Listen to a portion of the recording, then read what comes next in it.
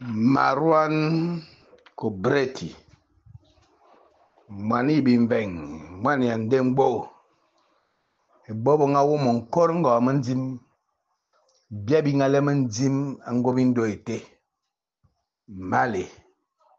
O yaba antong bebe nibi yeben son sem ekibidim, dzam ko swan yene di bo afanitam, so kabikila, unyugu fa, se bi kopkusum fa wakangem, Montobene ane fiolun.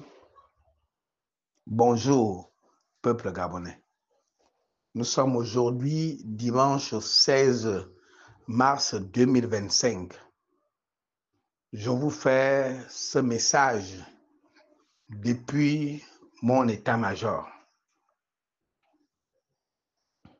Je vais m'adresser en général au peuple gabonais, mais plus particulièrement au peuple ékan. Quand je dis ékan, je parle de l'homme-femme dans ses spécificités.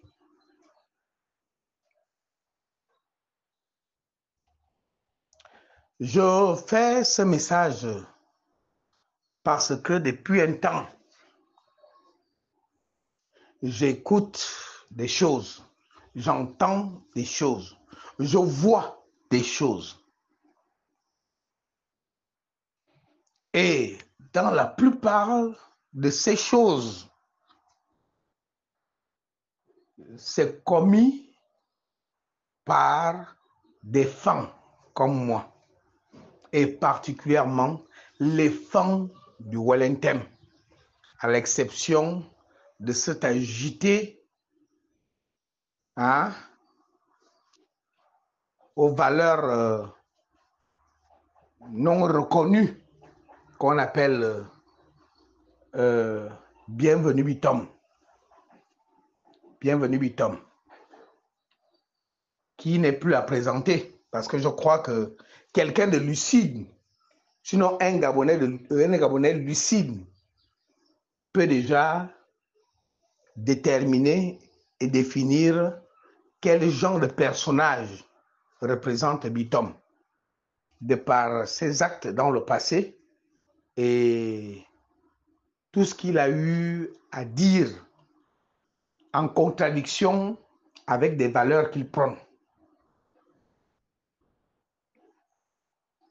Je m'adresse particulièrement au peuple gabonais. Nous avons été déclarés indépendants en 1960, le 17 août 1960. Même si nous dénonçons clairement que cette indépendance n'était que de façade,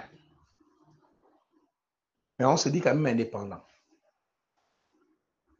En 1990, alors qu'on sortait du parti unique où on ne parlait que d'un seul homme, d'un seul journal, d'une seule volonté, d'une seule voix, d'un seul ton, on est entré dans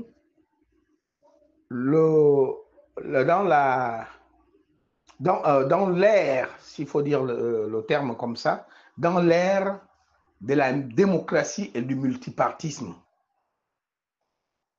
Ceux qui sont plus anciens que moi sauront le dire et le témoigner que Omar Bongo avait dit à Bitam qu'il n'aura jamais de démocratie et de multipartisme au Gabon tant qu'il vivra. Ça, jamais. Il y a même des langues qui vont jusqu'à dire qu'il aurait prédit que si les Gabonais forcent, on montrera sur la carte d'Afrique qu'ici, il y avait le Gabon. Mais les témoins sont encore vivants. Quelques mois après, Omar Bongo lui-même, il était assis à la conférence nationale de 1990 qui a vu l'avènement de la démocratie et du multipartisme. Cela doit interpeller les uns et les autres.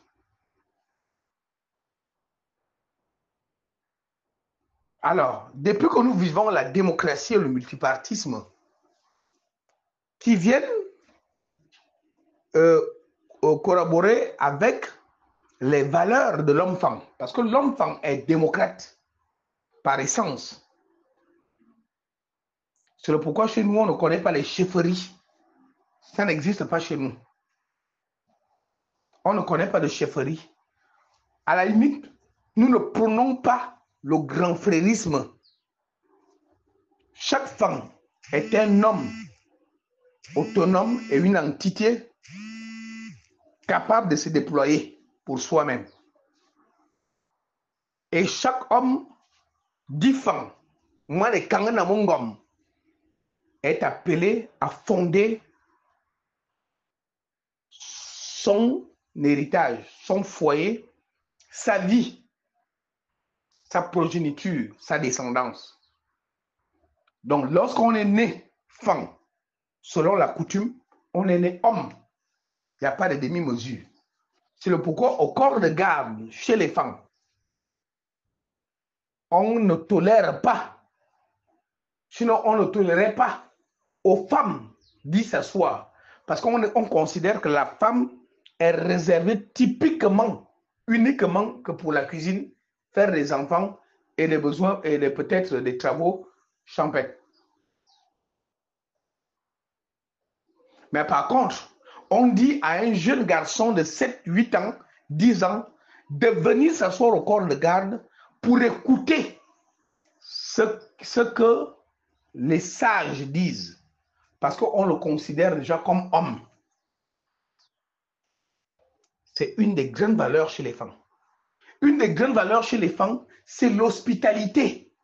C'est-à-dire, même si c'est l'ennemi, je dis bien, même si on est face à un ennemi, lorsqu'il est fatigué, il est affaibli, on le reçoit d'abord. On lui donne de quoi boire, de quoi manger pour récupérer un peu de force. Et ensuite, lorsqu'il reprend sa lucidité, son état de forme, on lui affronte maintenant notre adversité. Parce que, en réalité, chez l'enfant, combattre un ennemi ou un adversaire affaibli ne fait pas de vous un guerrier de Ngong. Parce que le Ngong, c'est l'affrontement d'un pouvoir à un autre pouvoir, d'une force contre une autre force, d'une puissance face à une autre puissance.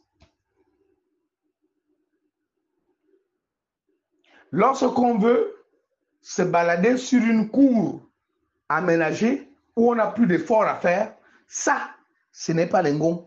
Ça, ce n'est pas les camps. Ça, ce n'est pas l'homme-femme. Et je le dis pourquoi? Je le dis par rapport à ce que je vois, ce qui est en train de se dessiner, ce qui se fait. Le Cetri en chef et sa bande veulent la mener aujourd'hui au XXIe siècle, ce qui serait d'ailleurs une grossièreté, une insulte sur le plan international, qu'au XXIe siècle, en 2025, on organise une élection où il n'y a pratiquement pas d'opposants. Parce que quoi? Parce qu'on a retouché presque toutes les bases de l'ancien système Bongo PDG. Tous les Omariens ont retrouvé vie. Le PDG qui organisait déjà, même à l'époque d'Ali Bongo, qu'on dit être le fils d'Omar Bongo, héritier du système Bongo PDG, même à son époque, le 12 mars était déjà organisé de façon indifférée. Mais avec le CTRI, qui est dirigé par des militaires, et les militaires qui sont venus faire le coup d'État contre qui? Contre le système Bongo PDG. Ouvrez les yeux, peuple gabonais. Je dis bien, ouvrez les yeux. Les militaires qui sont venus faire le coup d'État contre le système Bongo PDG sont en train de faire renaître une autre dimension, une autre figure une autre forme du PDG. Le PDG a repris les festivités du 12 mars, comme ce qu'on a vu à lui tout récemment. Ceux qui étaient là, il fallait voir. Le 12 mars a repris. Oh, peuple gabonais. Oh, je vous interpelle parce que demain, vous ne direz pas que vous avez été trompé. Parce que toutes les preuves sont mises devant vous pour voir combien de fois on est en train de vous conduire dans l'hécatombe, dans une profondeur de plus de 1000 mètres où vous ne saurez pas vous relever. J'ai vu hier, rien que samedi, hier, c'est du jamais vu. Ça n'a jamais eu lieu au Gabon. Un seul jour, samedi le 15 mars 2025, ça rentre dans l'histoire de notre pays. Comme l'a souvent bien indiqué mon grand frère Bob Mungom, matricule 212, qui dit souvent, notez ça. Ça là, il faut le noter. Il y a eu hier, rien que hier, plus de 4 à 5 congrès des partis politiques. Et de tous ces congrès des partis politiques n'ont eu que seul mot d'ordre, soutenir la candidature de Brice Clotaire Oligingima. Oh, je vous interpelle encore. Et c'est la première fois, surtout au XXIe siècle, qu'on va vivre une élection présidentielle dans un pays qui compte plus de 40 à 50 formations de partis politiques. Aucun parti n'a pu présenter un candidat. Je ne sais pas si vous-même vous réalisez ce qui est en train de se faire. C'est-à-dire que des grands partis politiques, sûrement des partis politiques qui étaient supposés être des grands partis politiques, l'Union nationale, le RPG, le parti de RPM, on dit quoi? Le parti de Chambrier, le UPR, et les ceci, tous ces partis politiques, aucun parti politique n'a présenté un candidat. C'est-à-dire que c'est un événement historique où tous les partis politiques qui existent dans une démocratie s'alignent derrière un candidat indépendant. C'est du jamais vu. Voilà une élection qui s'organise en Côte d'Ivoire. Nous voyons bien des partis politiques présenter des candidats. Voilà une élection qui se prépare au Cameroun. On voit bien des partis politiques présenter des candidats. Même en Guinée équatoriale, qui fait aujourd'hui l'un des pays où on dénonce la dictature à l'ancienneté, il y a des gens qui se présentent comme candidats, mais des partis politiques. Dans aucun pays au monde, aux États-Unis, nous avons vu, c'est des partis politiques qui présentent des candidats. En France, nous avons été colonisés par les Français. Mais en France, il y a la France insoumise, il y a le PS, il y a le Parti républicain, ainsi de suite. Mais c'est la première fois, je dis bien, qu'une élection va se dérouler dans un pays dit démocratique où plus de 40 à 50 partis politiques enregistrés. Il n'y a aucun candidat présenté par un parti. Peuple gabonais, il y a un plan, il y a un projet inédit qui est en train de se préparer contre vous. Je dis bien contre vous. Mais je vous le dis de noter ça, ce que je dis aujourd'hui. Notez ça. Vous ne direz pas que vous n'avez pas été averti. Vous croyez que tous ceux qui sont derrière le général aujourd'hui sont avec lui? Vous le pensez? que les uns et les autres ont tué leur candidature, ont pu taire leur candidature, c'est parce qu'ils aiment le général, parce qu'ils sont tellement avec le général? Non. Parce que dans la majorité, dans la plupart d'entre eux, ils ont été corrompus. Et quand on dit corrompus, ce n'est pas une affaire de millions, hein.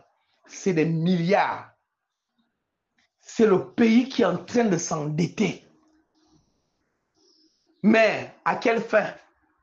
À quel but? Vous allez le savoir. Vous allez vivre ça après les élections. Vous courez. Pour l'instant, vous courez. Vous allez derrière vous allez à des congrès. On vous donne les 5 000 et 2 000. Mais vous oubliez que les 5 000 et les 2 000 qu'on vous donne là, on est en train de condamner le pays. Parce que d'où sortent les financements? Lorsqu'on voit un monsieur syndicaliste de son État, je parle là de Pierre Minta, qui dit devant les gens, devant des papas et des mamans, il dit que le président a payé en novembre la première partie des rappels élevés, je veux dire estimés à 28 milliards. Que cet argent n'était pas comptabilisé, je veux dire, fixé dans la loi des finances de 2024. Et que c'était son argent qui venait de sa propre poche. C'est un don personnel. Pour quelqu'un qui venait à peine de prendre le pouvoir en moins d'un an, où il a trouvé 28 milliards comme don personnel. Et il va plus loin, il dit, les 35 milliards qu'on doit vous payer d'ici le 12 avril, ce ne sera non plus un argent comptabilisé dans la loi des finances. Ce sera toujours un don personnel du chef de l'État. D'où sort cet argent? Parce que quand les gens applaudissent, c'est vraiment regrettable. C'est vraiment regrettable qu'on retrouve des responsables, des pères de famille qui applaudissent. Ah mon Dieu. Quand j'étais plus jeune, j'entendais qu'on disait au Canada, pour traiter un idiot, on lui disait bête comme un Gabonais. Honnêtement, je croyais que c'était une insulte. Mais c'est même un euphémisme. Parce que quand les gens applaudissent de tels propos venant d'un homme qui se dit proche du président, syndicaliste de son État, il n'y a pas quelqu'un dans la foulée qui peut lui demander d'où sort cet argent. D'où sort cet argent? Un général, soit-il Oligingima, pour le citer, peut se doter du pouvoir de donner plus de 28 milliards comme un don personnel, et il promet encore de donner 35 milliards comme un don personnel. Mais tous les partis politiques là, comment on a fait pour que tous puissent s'aligner derrière cet homme-là? C'est de l'argent du contribuable gabonais. C'est la richesse du Gabon qui est en train de se vendre de manière sourdine. Mais vous allez vivre ça. Vous allez vivre ça. Donc, ça c'est vraiment une parenthèse. Mais j'ai envie d'adresser un message particulier à la communauté femme. Zaman, surtout ceux du Wellington. Je disais tantôt, l'une des valeurs qui nous sont reconnues, c'est l'hospitalité, c'est de la grandeur. Mais mon Dieu, mais il y a une autre valeur que j'ai failli omettre, c'est celle de ne pas rejeter son propre sang. Un vrai fan ne rejette pas son propre sang. J'ai du mal à croire que les uns sont prêts à financer, à manipuler, à politiser, à manigancer, à instrumentaliser le peuple wellingtonois, plus particulièrement le peuple de Yem, à refuter, à rejeter la présence de Alain-Claude Bilemisayon. Quand on dit Bilemisayon, à un moment donné, ça doit nous interpeller. Donc, sur la terre Fang, dans le royaume Fang, dans le village Fang, on instrumentalise les jeunes, les hommes et les femmes à refuser un des leurs. Et vous rentrez dans ça. Mais je vais vous le dire très sincèrement. Je ne suis pas un défenseur d'Alain-Claude Billy-Visé. Mais je suis un défenseur des valeurs de la coutume Fang, de la tradition Fang. Je suis un défenseur de la justice. Parce que lorsque tous ces barons qui ont fait du mal à ce pays, qui ont pillé ce pays, qui l'ont vendu depuis 1967, que Bongo a pris le pouvoir et a créé le PDG, Billy-Visé n'existait pas encore. 2009 même, Billy-Visé n'était pas encore dans le pouvoir. Il était encore opposant. Mais tout ce qui s'est fait et tous les caciques que nous savons qui ont contribué à la destruction de ce pays, ils sont revenus aux affaires comme si de rien n'était. Et ils ont trouvé comme bouc émissaire Billy-Visé. Mais ils veulent entraîner les gens, la grande masse populaire, à dire de Billy-Visé qu'il est le mal du Gabon. Ça, moi, Marion Cobretti, je ne pourrai jamais l'accepter. Pour rien au monde. Et c'est l'occasion pour moi de vous dire, j'arrive avec d'autres gardes d'OIM. Parce que je sais que tous les gardes d'OIM ne sont pas dans ça. On va arriver chez nous, la terre de nos ancêtres, la terre de Kourandier, la terre de Manfred Mandamondong, la terre de Elassa, la terre de Ngimantouane, la terre de, je vais dire quoi, de Nkondor Magloire, la terre de Ngima Richard, Richard Ngima Bekale, la terre de François Ondondong. On va arriver. Puisque vous êtes prêts à tuer les vôtres, parce que vous aurez reçu des consignes venant d'ailleurs, nous sommes prêts à mourir. Nous allons amener Alain-Claude Billy-Visé sur sa terre, qui est la terre de l'homme et Kangna Mungom. Aneman et Kangna Mungom. Il ne peut pas avoir peur de venir à Oyem. Oyem, c'est chez lui. Je vous l'affirme ici avec la plus grande détermination. Faites ce que vous voulez, mais nous allons arriver à Oyem. Alain-Claude doit parler à sa famille, à ses frères, à ses soeurs, à ses mères, à ses pères d'Oyem. Voilà le message que je voulais vous passer. Non seulement d'Oyem, mais de Wellington. Et bon, pour ceux qui se préparent à faire le contre, préparez-vous. Nous n'avons pas d'armes. Nous n'avons pas de moyens. Nous n'avons aucune force. Nous n'avons que la vérité. La vérité, nous n'avons que nos ancêtres. Parce qu'aucun des ancêtres que j'ai cités là ne pouvait accepter, quel qu'en soit le mal que l'enfant aurait posé, ne pouvait accepter qu'on puisse rejeter l'enfant au corps de garde. Et c'est l'occasion pour moi d'appeler tous les fils de Wellington, d'Oyem particulièrement, qui sont aussi comme moi, qui se sentent dans le doute, qui sont dans la méfiance, qui ne se reconnaissent pas véritablement dans le CTRI et tout ce qui est en train de se faire, de se rejoindre à nous. Oui, parce qu'à un moment donné, la vérité doit faire face, doit faire surface.